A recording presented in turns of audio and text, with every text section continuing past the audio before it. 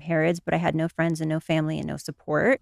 So I think I just read books, educated myself, and I gained a lot of weight. I did get a doula, and I had a raw placenta smoothie at the hospital with my kids. I literally ate it raw in like a bullet blender with raspberries and blueberries. I And didn't know that was an option, Jen. I thought you could just do the pills. I had to like carry that thing, the placenta, out in I a only special got the case. pills. I would like a raw placenta smoothie next time if I have another baby. yeah, I mean, it was awesome. And my kid's father drank it also, which was pretty cool. What does it do for the man?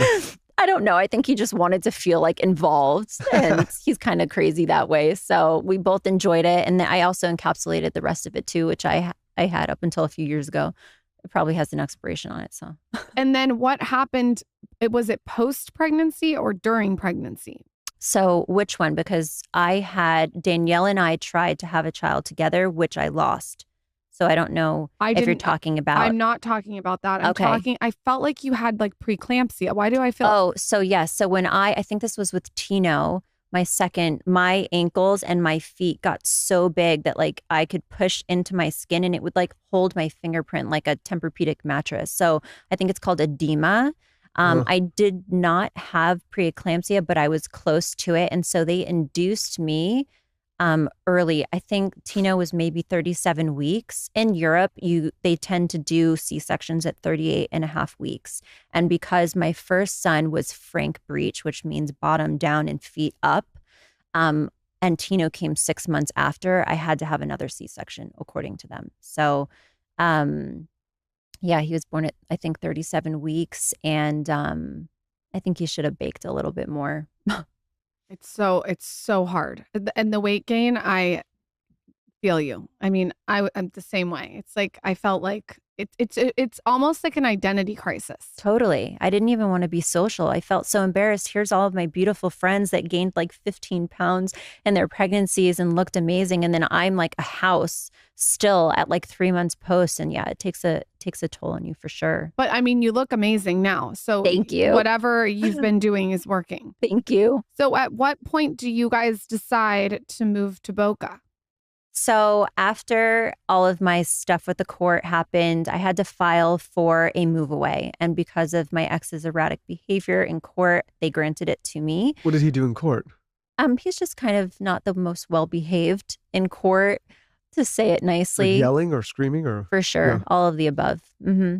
And he's gotten thrown out a few times. So I got my move away granted, and I just felt like Florida was going to be an easier life for the change. You could get a lot more for your money, and I had family closer there. It was an easier trip from New York to Florida. Yeah, it was a really good move for us. The timing was really good. When you get there, at what point of this journey do you decide you're going to Explant?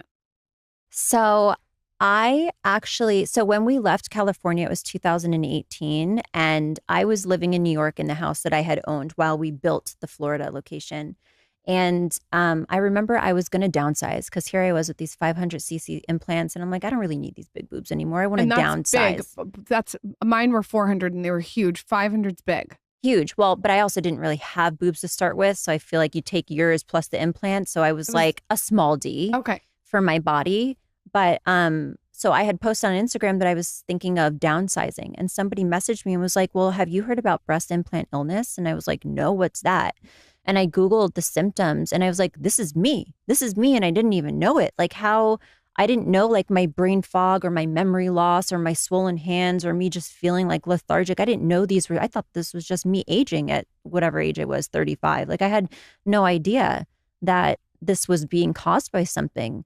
And so overnight I did research, and I think I said to Danielle the next day, like, I'm going to remove my implants. And she was like, what? Why? And I told her, and she was like, okay. Like she was just so supportive. And I think that was really important too, because, you know, it becomes part of you. And there's like an attraction thing also. Like I worried, you know, would she still be attracted to me? I didn't know what I was going to look like after, you know, I knew what I looked like before. It's so crazy though, because when Lauren went through that, all these, like, I want to say this nicely, but I couldn't understand why she was carrying around inflammation, because we're so healthy, like we're pretty healthy. Why do you say it nicely? Just say it and let it rip. And I was like, I'm like, you shouldn't be this age with these symptoms and this tired, and like now we've had all these podcasts and all these people talking about this, but still to this day, if you say breast implant illness, like people still like discredit it. I had them since I was 18. Like you, it was just time to.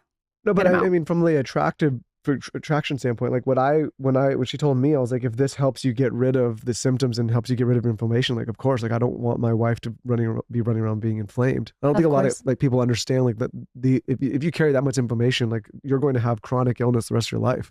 I didn't even realize I had inflammation until I recently just posted a video of me like 6 days out from my surgery, and I was obviously 5 years younger, and my face was so swollen and round, and just I looked